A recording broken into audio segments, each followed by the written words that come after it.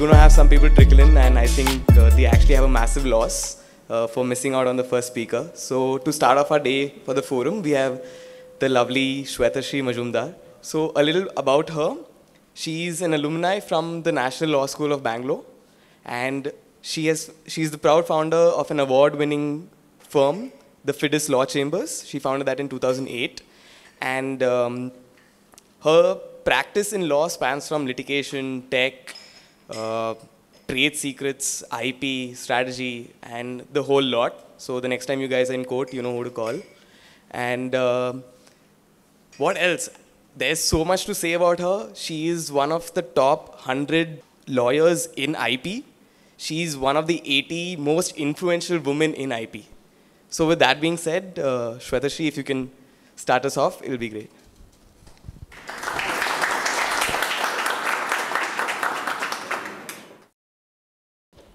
Thank you so much. The interesting thing about, I believe, being in your 40s is that you learn to push your boundaries. And there's no greater example of pushing my boundaries than being here, being introduced as a lawyer, and you being told about all that I do in my day job, and then talking to folks from entirely different backgrounds in a design firm premises that is so beautiful and theoretically speaking, so far removed from the little boxes that you typically visualize law in. So good morning, everyone, and I'm absolutely delighted to be here. What am I going to talk about today? I'm going to talk a little bit about my personal journey, and in the context of my journey, I'm going to tell you a little bit about some of the things I've learned. So for starters, a Bengali brought up in Calcutta, could not get more straight-laced than that. Everybody expected that I would pursue a career in either medicine or engineering. And I have to say that the extended family and everyone else around thought that I possibly didn't get into either, which is why I ended up in the law. But that was kind of one of those first unconscious little boxes I broke out of when I chose to go to the National Law School in Bangalore. But it's been an interesting journey then onwards, because I've had the good fortune of studying at a place where there were zero stereotypes. So I was having a D&I conversation recently with a university, and I was telling them about how to make campuses more inclusive. And I said the best part about our campus was the fact that there were no gender roles. There was no gender-oriented dressing. Everyone, there were so many gender-fluid people in our class. And none of those visuals of a classroom were things that you would associate with a law university. So I guess we had a lot of actual on-ground training about breaking away from stereotypes. And then what happened? I ended up in Delhi. I ended up in the stereotyping capital of the world, where everybody judged you on the basis of tumhare baap ka naam kya hai, and so on and so forth. And so what ended up happening was that I chose to be a litigator. So I practice IP, intellectual property laws. So that's a lot of branding and copyright. So they segue very interestingly with what you do. But the thing about choosing to be an IP lawyer and a litigator to boot is the fact that I ended up unwittingly in a space that was more masculine than I had bargained for. So in the law firm where I started work, it was the most premier law firm in the country. I was the only woman in the litigation team. And I was the youngest, so it was a bit of a double whammy. So I would go to court, judges would address male colleagues who were about a year or two older than I was as counsel, and I would be addressed as young lady. And so often in my first year, judges would ask me if I had come to take an adjournment on behalf of my senior, because for some reason that was all I was good for.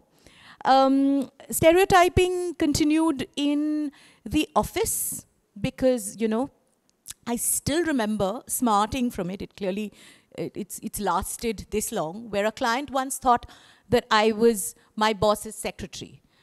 And it was like, what part of me, sort of tells you that I couldn't potentially be a lawyer? So that's when I realized that I was constantly judged. We were told so many things about being lawyers, about being litigators. Women shouldn't wear sleeveless blouses in court. Although you're wearing, coats on top of it, it doesn't really matter. And then somebody once said to me that, I knew you were from one of the national law schools. I said, how? She said, you don't wear lipstick to court. So what I've done is I've broken all of that in my own head. And so as time went by, and as my career took more of an international turn, I started pushing little boundaries. So in the early days, I would wear my little boxy charcoal gray suits, pantsuits and skirt suits, to every meeting, especially in Europe, especially in the UK. And I remember the first time I wore a red blazer to a meeting in the UK, where everybody in the room was male, and everyone was either in a navy suit or a charcoal gray suit. And this was like law firm partners in the UK, which basically meant that the entire room was male. And I walked in a tomato red blazer and tomato red pants to boot. So they all looked at me like, are we supposed to take her seriously? And that continued because I started questioning some of those biases. And the interesting thing is, in our space, where nobody talks about diversity and inclusion, nobody talks about equity, forget inclusion. I've become a bit of a champion in my own right for pushing those boundaries. For example, law firms are some of the most toxic spaces in terms of workplaces. We're toxic in terms of the expectations from lawyers. Like, you have to really kill yourself and you have to burn yourself out. You have to work 18-hour days in order to be taken seriously. And there are no spaces made for women. I still remember when I came back to work after my maternity leave, a very, an elderly partner in the firm that I used to work in said, where were you gone for so long? So I genuinely thought that, poor old man, someone hasn't updated him. I've had a baby. He's going to be happy.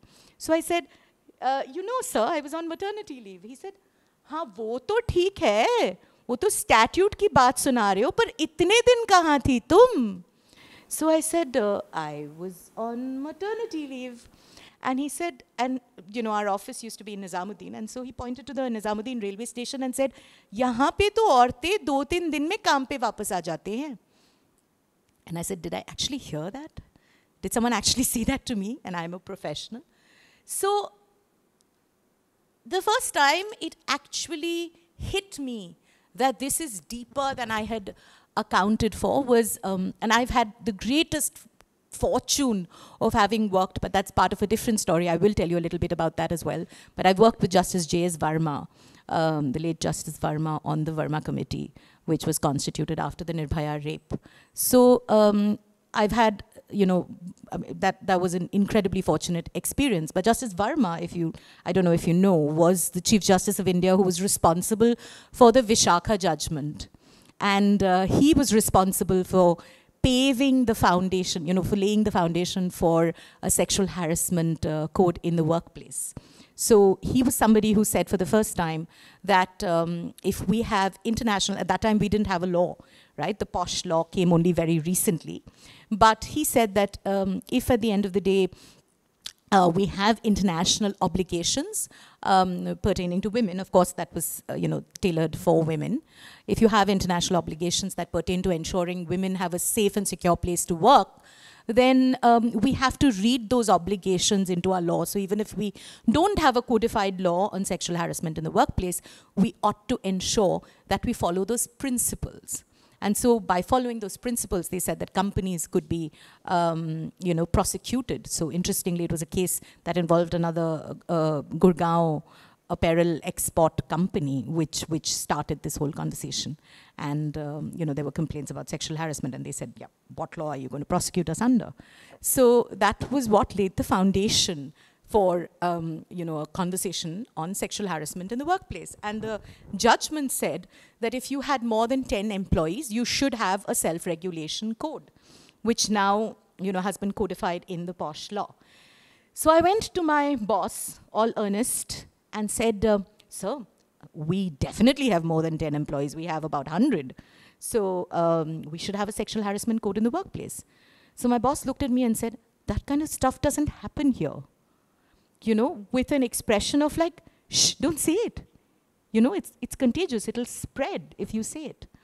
And I was like, but sir, we need to have a law and sort of have a code in the workplace, because if we have a code, we can ensure that if it were to happen, we have the means of dealing with it. But what ended up happening was that, forget a conversation, a mature conversation around sexual harassment, I ended up with a target on my back. So groups of men would fall silent when I would walk into the room, and they would say, and I would say, what happened? And they would say, sorry, we were cracking the kind of jokes that you wouldn't approve of. Kya pata, you'll accuse us of sexual harassment. And so, this just continued, It was bullying. It was low-key bullying at the beginning, and then it kind of started growing in magnitude. And I said, wait, how do I do this? How do I tackle this? And I was 20-something. I certainly did not have the confidence that I do now of being able to take it head on. And so I went through the, basically I went to the partner, which equals I snitched. And so that just made it worse for me. And what ended up happening through this entire experience was that I used to be traumatized about going to work. I used to be so scared about how people would view me and how people would, I felt that I had somehow upset the apple cart, whereas I had done nothing wrong. So it was gaslighting. It was like organizational gaslighting, literally. And so, when that conversation shifted and it became the law, and this time round the tables were turned, because now I was actually running an organization of my own since 2008. And so I said, what can I do better? Because I don't think it's enough to just look at the letter of the law and comply with the law as it stands. You have to constantly ask yourself, what is it that I can do? Using the law as perhaps a leitmotif, using it as a starting point, a foundation, but effectively thinking about how I can use that to make the lives of colleagues in the workplace more meaningful, better. And I realized that more than just sexual harassment of women, which is the little silo into which the law had cast the issues, I realized that it had to be about bullying in the workplace. We had to look at anti-discrimination as a whole. We had to make it inclusive. And so we set the bar higher for ourselves. So today we have an anti-bullying policy. We have a gender-agnostic sexual harassment policy, something that also factors in. So, we let people self-identify in our organization, which basically means, and you have to also appreciate that law, again, by virtue of being a really toxic workplace, is a space where a lot of people from the LGBTQ community don't feel comfortable coming out, because they feel that they would be harassed, they feel that they would be judged, they feel that there is no space. And so I realized that we had to be better allies. And the way we could be better allies was to lay down a policy that very firmly underscored that we would not tolerate any kind of discrimination, any kind of toxic masculinity which prescribed gender roles or which sort of made somebody uncomfortable for not conforming to them. So we actively encourage a workplace that is gender fluid, a workplace where people can self-identify. We all use pronouns. So when I walk into a meeting today, I set the pace by saying, hi, I'm so-and-so. I identify, I'm she and her, and I would love to know what your preferred pronouns are, because then I've already, in the very first sentence, made it very clear that, there is a certain mindset from which I'm approaching this conversation. And I think all of this, and to me, it's really heartwarming, and today comes close in the heels of something very interesting that happened yesterday. There is a legal recruitment company called Vahura, which does an annual survey of how law firms measure up on the human indicia. So it's a survey that surveys the best places to work. Now, while we're familiar with those kind of surveys in the corporate world, we don't really see that in the law firm space. And they had 10 categories for best places to work. And I mean, obviously, you know, theoretically, we were competing with law firms of all kinds of sizes, like 500 plus and, you know, 1,000 plus and 5,000 plus kind of categories. But as far as they were concerned, being a best, you know, the best place to work or whatever, size didn't matter, right? And so it was a size agnostic, practice area agnostic survey where they were just looking at how each law firm measured up on the human categories like culture, like rewards and recognition, like work-life balance, like its treatment of women, right? Like its policies of inclusion. And we were in the top 10 in India in every single category. So there's no greater vindication of what we worked so hard to achieve to ensure that it's a safe space. It's an inclusive space. So how do we do that? When I have conversations about diversity and inclusion, I begin by saying, you know, did you assume I was a woman? And most people turn around. You know, when you start about bias and you say, do you think you're biased? I doubt anyone in the audience will raise their hand and say, of course I am. I believe I'm biased. We don't, right? But then when we approach it through a series of questions, which I've then designed over time, and I start talking about bias by getting you to answer those questions, you realize there's bias inherent in each one of us. So when I say, did you assume I was a woman because of the way I'm dressed, right? Did you assume certain things about me because of the CV you read? Did you assume, you know, what I was going to talk about because of my educational qualifications? You realize that every step of the way, have you ever joked with a friend, you know, or colleague or relative about whether they have a boyfriend or a girlfriend or when they were going to get married? So many of us are guilty of doing all of that, right? So all of these come from a place of bias because we're making assumptions about the other person. We're making assumptions without giving the other person the opportunity to tell us how they would like to identify, who they would like us to know them as. And I say this because I've unlearned so much that I grew up with. I really, really am grateful to the younger generation for making me break out of a lot of these boxes. My own child identifies as they and them, and they identify as bisexual.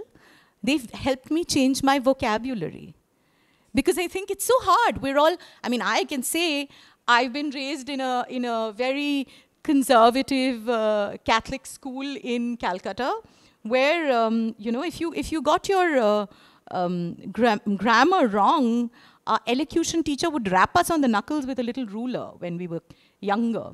So I cannot imagine having a conversation where I'm talking about an individual and speaking in the plural.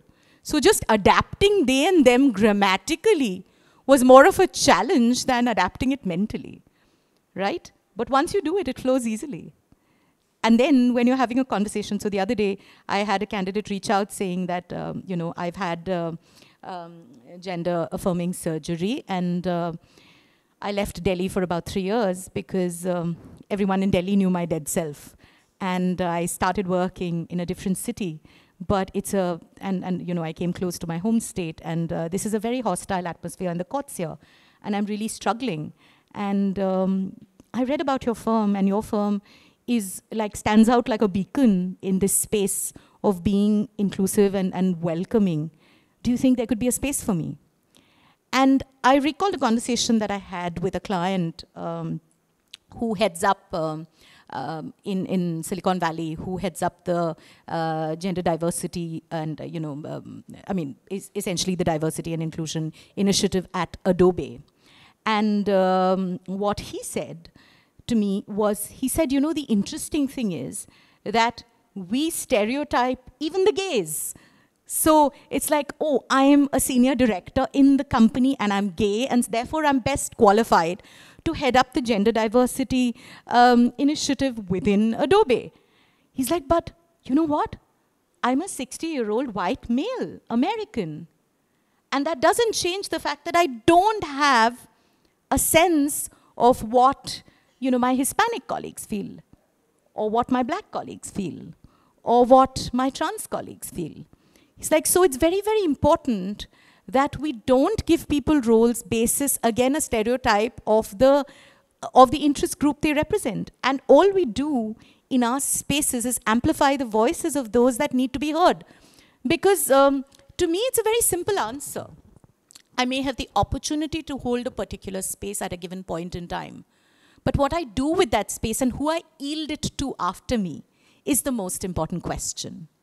And so when somebody said to me in that gender diversity, and I was talking to the University of Rajasthan, so very, again, a very straight-jacketed kind of set of faculty, and I was talking to faculty. And they said, often we're guilty of doing too much. And they said, we had a trans student who enrolled in the university, and we thought she's really struggling to get parking. And there was a lot of aggression about the guys who come first and park their bikes and stuff like that. And we thought we wanted to create a space where she could park her scooty. So we gave her a designated parking spot next to the principal. And she was embarrassed and she left the college. What did we do wrong? We created space for her. I said, but you decided that that was her priority. Did anyone ever ask her what she wanted from university? Maybe she didn't want a parking spot at all. Maybe she didn't want the spotlight on her, right? So ultimately, the people who are impacting are the people who should be calling the shots. That's one. And the second, as I've learned over time, is to say that the way to tackle stereotyping is to build your own personal brand. To understand that these are the values that you would like yourself to stand for. Why do under what circumstances would someone make assumptions about me? I would let, maybe you make them at first blush. But when you have a conversation about me, if I'm telling you, if you have a conversation with me and I'm telling you the things that matter to me, if I'm talking about the issues that I hold dear, if I'm telling you what my priorities are, which I allow actively and consciously to percolate into everything I do, then what I'm essentially telling you is, this is who I am. I'm choosing to reintroduce myself to you through those lenses, which are not necessarily the conventional lenses by which you initially saw me. And in that process, I'm building a personal brand.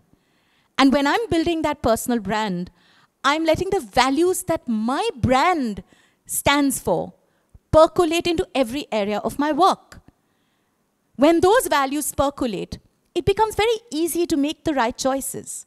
Today, I know that if a particular client has a bad human rights track record, I'm not going to sign up with them. I know that if a vendor has policies that are discriminatory, that vendor is not going to supply whatever supplies I've signed them up for. So then that helps me build a more inclusive ecosystem around myself. And that is the kind of training that I give over and above the legal training and the subject matter training that we give every time somebody joins the organization. That's the training, that's the larger human aspect of who we want the lawyers in our firm to be.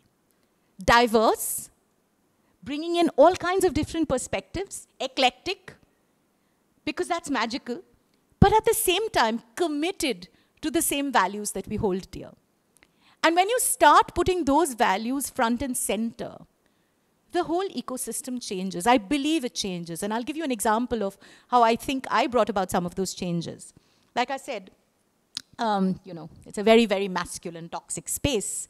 Litigation in the courts, women particularly, are judged. When I switched over almost entirely to wearing saris in the courtroom, I grew in seniority in people's eyes. So the level of, now I've got the advantage of the grays. So you'll see lawyers typically will never color their hair. Because, it's a huge professional advantage to have some strands of gray. We're waiting for the grays to come. So until that happens, if you wear trousers and go to court, the level of respect you will command in the courtroom is marginally lower than, and it particularly, sort of, it will become exponentially higher or lower, depending on what you dress, depending on whether you're going to the Chennai High Court, or you're going to the Bombay High Court, or you're going to, I remember when I was a very young associate and I had to go to the district court in Mount Abu, Rajasthan, because someone had sued Hilton there, and Hilton was our client. And I went to the district court, and people came, like I was literally a performing monkey. People came to see me. वो दिल्ली से वकील साहिबा आई हैं. And they all lined up to see me. And I was not used to that kind of attention. I was like, what is this bizarre behavior? Like, should I, sort of just be looked at? Shouldn't I just be, in an ideal world, looked at as a professional, right? So in the court, and I happen to have broken stereotypes in many, many ways. So I'm a single mom, and, successful professional, managing my own law firm. We've won a lot of awards. I hold a lot of international positions. I speak regularly. I travel a lot. And I don't feel guilty about leaving my child behind. I have a good home setup system, which means I don't go home and then toil in the kitchen. I don't do any of that stuff. So I was a little surprised when a bunch of people, I mean, obviously through the gossip, grapevine, found out that I had just gotten divorced.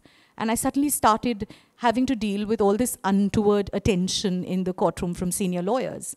And I still remember this one particular senior lawyer walking up to me and saying in a throaty voice, "Hi, you're looking really nice." I said, fun fact, if you need to come so close to me to have a conversation such that our noses nearly touch, that's immediately a sign that that conversation is not meant for public consumption, right? So just avoid it altogether. Step away. Anything you can say to me that when you're 2 feet away from me, you can say to me, period. Anything you can't say to me that when you're 2 feet away from me, don't say it at all. So suddenly everyone was like, oh, look at this one. And you know what they say? The difference between being aggressive and assertive is your gender. So I wasn't assertive, I was aggressive. I was, oh my God, she's spoiling for a fight.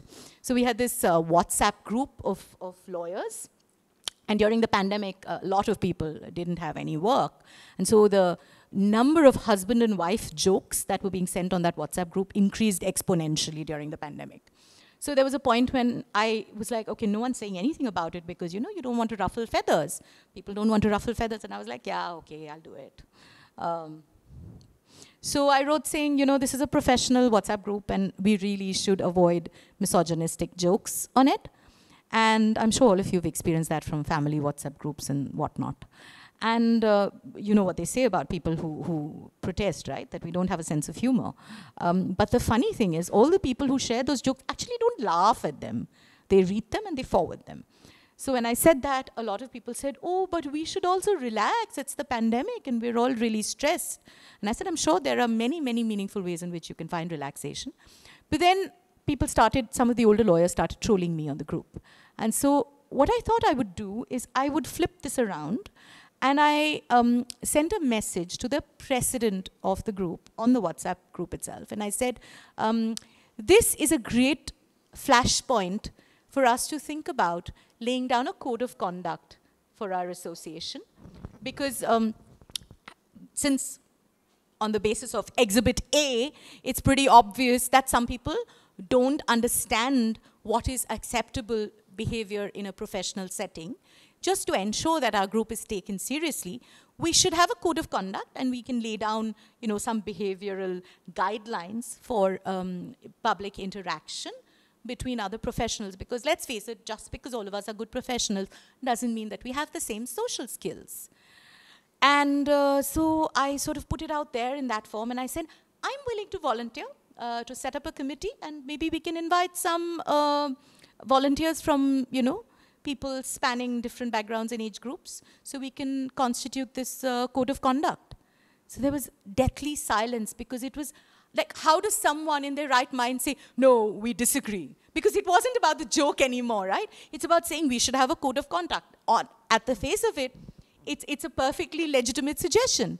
So I realized what you end up doing when you intelligently tackle some of these issues in a space where you can't necessarily, sort of lock horns with the other person all the time, is that you end up empowering the younger lot of lawyers. So many of the younger girls came and said, thank you for doing this, because suddenly we realized that here is someone who has our back.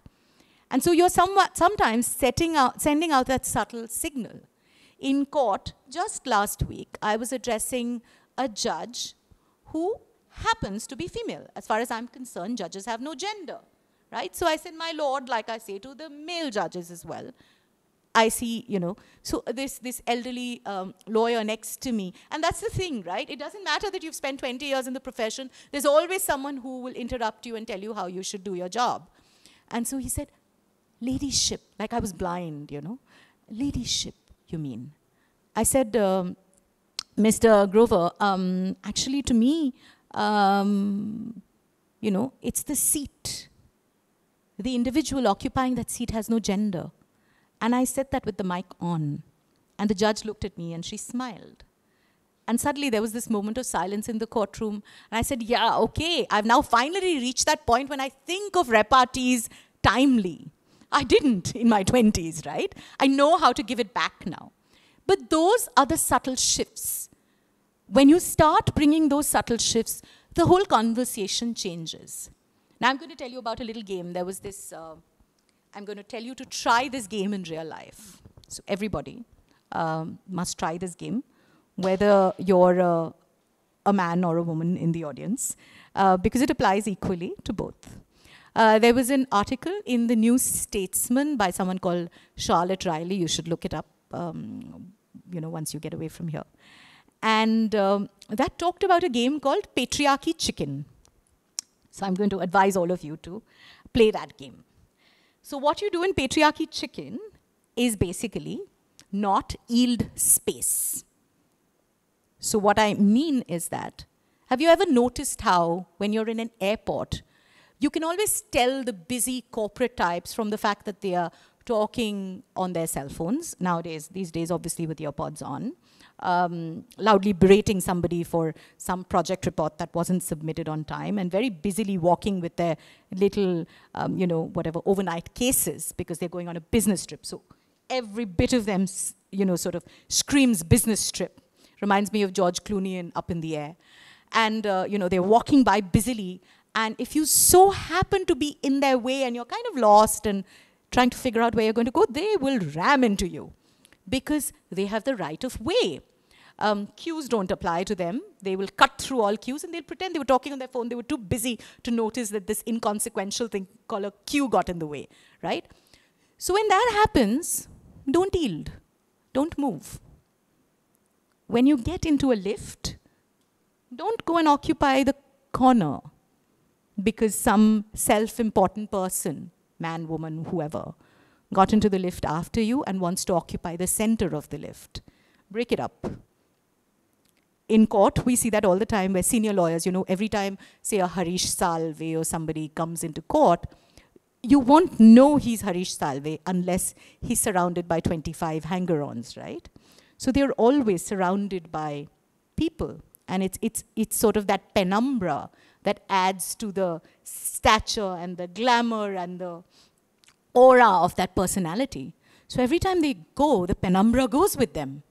And the penumbra will still remain a penumbra even inside a lift. So God help you, if you're standing in the lift, you're going to get pushed to one little corner. There's going to be no space for you. So what happens when you're standing in that lift and you just continue to occupy the center of it?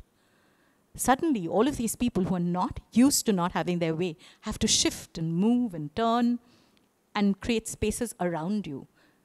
They suddenly realize that you, a person, were actually there in the lift before them, and therefore, it's not fair to ask you to move. When that happens, you start, because people do it, it's social conditioning, right? That entitlement, that sense of right of way comes from the conditioning of all of these people. So when you stop giving way, I always say this, when you start occupying a physical space, that's the very first step to occupying psychological spaces. So when I say that I didn't have the repartees in my 20s that I have now, it's because I started by occupying physical spaces. I started by not sitting in the last row the moment I walked into a room in a meeting, but going right up front.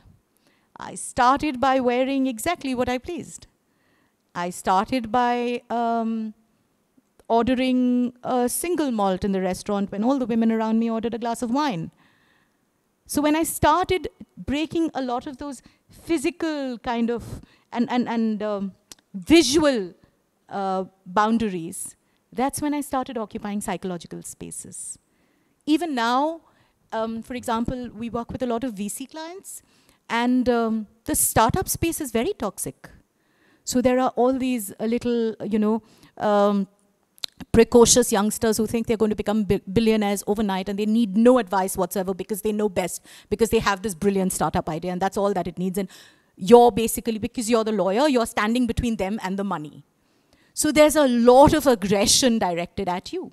So how do I deal with all of that aggression in the, in the corporate space, in corporate India, irrespective of how well HR works and how well things work in the larger scheme of the organization? The people at the top continue to have those mindsets of, I'm the boss and no one questions me. The problem with my role is often to question them. My role is often to question some of the decisions they're making. And so the only way I can do that is challenging these psychological spaces. And sometimes all it needs is one little physical cue that breaks those boxes. So try it. Try a game of patriarchy chicken and tell me how it turned out. Thank you very much.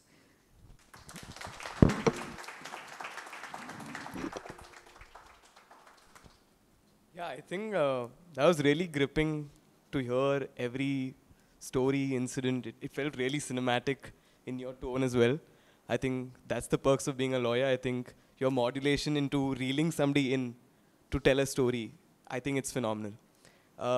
So to start off with, if anybody has any questions, we can start you guys on. Who would like to start? Thank you.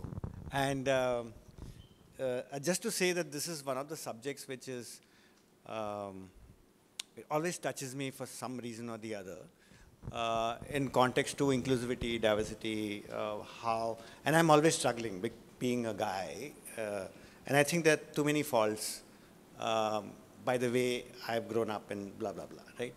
And, but however, as a firm, it is something which we are constantly engaging with in context to how to break stereotypes in every perspective.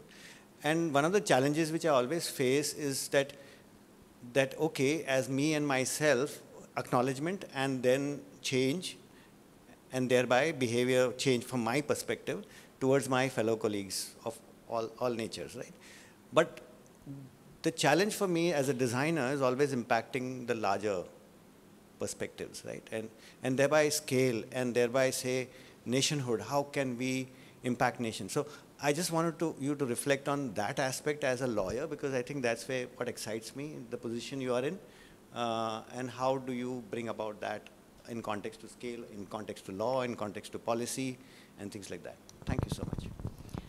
So I think, and I said this, I briefly touched upon, personal brand when I was talking. And the reason why I believe your personal brand becomes important is sometimes even if you get recognized as a person or as an organization that sends out, of course it helps getting awards, getting, the conventional forms of acknowledgement, but that, you have to wait until that happens. So what happens if you're a nascent business, and whether you're a lawyer or any business, when you're nascent and you want not to do a stereotypical ad, and you want to tell a very different story, how do you do that? How do you bring the room to the same point of view? And I think the way to do that is to tell a gripping story. And if you can tell a good gripping story, at the end of the day, the fact that you've, some little bits of breaking stereotypes has crept into that story may end up not being the flashpoint as far as controversy is concerned in the client's eyes.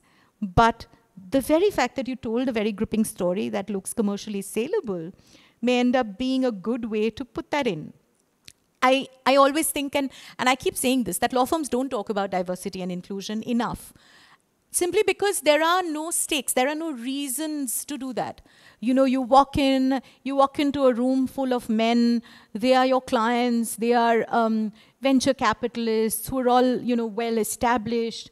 They don't want you challenging stereotypes. You could hurt yourself if you challenge stereotypes in that kind of a conversation. So, will I do it in a very abrasive, head-on kind of way? No, I'll do it in my own subtle way. I'll bring that into a conversation. So like I said, in the courtroom, I'd bring that into a conversation. But when you bring it slowly into a conversation, I have found interestingly that people have resonated with it.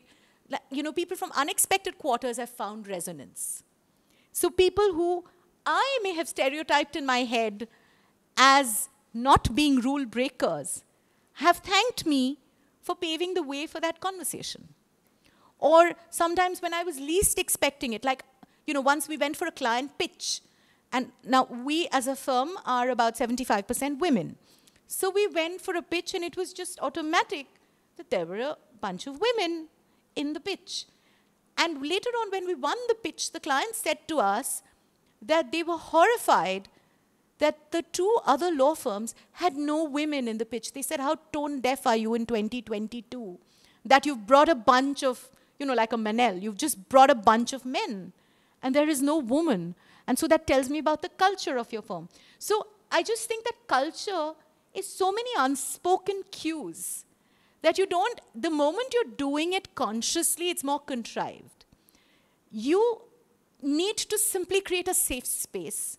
I always say this, that it's easy being an ally because it's okay to say that I don't know enough, I'm learning, I'd like to listen, and I'd like to hand the mic to you, so you tell me what you're looking for. You tell me what I should do better. It's easy because there are so many people, while it's not their job to teach you, and you should have your basics in place, but beyond that, there are so many people willing to share ideas simply because they know you have a safe space.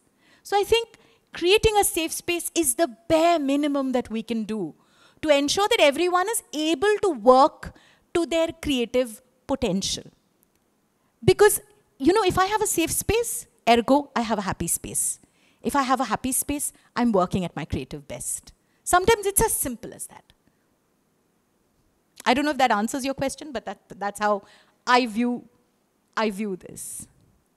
But yeah, I guess the only part I'll add to it, it's a much more onerous task when you transpose this in a nation-building context. So, for example, in recent times, we were having conversations with a bunch of judges and lawyers present about the recent marital rape judgment and the bifurcation of views between the two judges, because of which it didn't come to pass. And, people were kind of treading safe waters. And I said, as a woman, all I can say is that if I need judges to actually pass an order on my agency, my choice, my body, then the battle's already lost, isn't it? And when I said that, then everyone kind of fell silent. But the point is, I understand that if I push it beyond that, if I start engaging and I start saying, and I said this as a lawyer, I said, look, if you justified it saying the law is in this particular way and this is how the legislators intended it, and as judges, we cannot substitute our wisdom for that of the legislation because, we're different pillars of democracy. Then it was different. But if the judge goes into paragraphs and paragraphs about how there is a legitimate expectation of sexual relations in a marriage, and the woman must be available to deliver those legitimate expectations, then you've squarely crossed over the threshold from being a judge into, talking about my very, very private domain. So, but I can't say that. I can't say that aloud. So I'm just stopping short of saying that sometimes. But I feel like sparking the conversation is sometimes just enough to get other people around you to think that, or maybe we should look at this differently. It needs patience, I guess.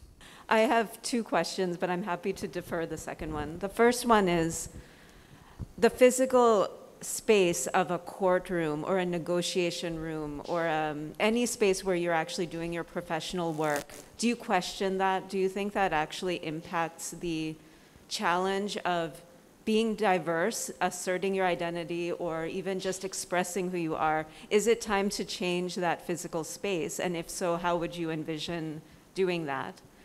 And I'll start there. Absolutely, I totally agree. So when we were, when we were creating our website, and I was just telling Anthony at the beginning before we started about our brand colors, and I said, we're celebrating the 14th birthday of the firm, and so I'm wearing our brand colors. So our colors are orange and gray. But the fact that we have brand colors, we have a logo, we have a space that speaks to who we are, is something that we've cultivated very carefully throughout our office. So I also moonlight as a textile aficionado, and that's kind of more my Instagram identity. So I do a lot of, I have a lot of interest in textiles. So the entire office has, textile representations from the length and breadth of India. All hand-woven, hand-embroidered, handwork. So that's sort of framed like it's like a walk-through museum in our office. And in our conference room, we have a yellow wall, and that yellow wall has paintings from the Aravani Art Collective, which is an NGO based in Bangalore, which actually trains trans people in art, and they do self-portraits. So I've got 4 self-portraits of trans women on my conference room wall in a law firm. How's that for breaking stereotypes? I absolutely think that the space should speak about the people in the space and what they believe in, rather than, a musty old bookshelf lined with legal books. That's so boring. I wouldn't go to a law firm like that myself if I had a choice. So why would I expect clients to come to me if I look like that? You just opened up 3 more questions, but I'll go to my second one. I'll talk to you later. So what you are doing is so generous of yourself. You're creating space. You're creating a space for identity to be expressed as fully as it can be. So who's giving you something back? Who's feeding your ability to do this? Or maybe a simpler way to ask this is, when you were starting out, who were your role models? What was your safe space where you could say, this is how it should be when I go forward? And slowly, slowly, you were able to build that. I didn't have a safe space. So it was up to me to create one. It mattered. I interacted with people who told me similar stories. And so I came to that point where I said, we need to break this narrative. So sometimes it's just that. Sometimes you emulate something that you've been fortunate to experience. Sometimes you do it because you need to be the first person to do it. And that's why I say that the best part about my 40s is that I'm brave enough to make those choices. I'm brave enough to say, I don't like your values. I'm not going to work with you.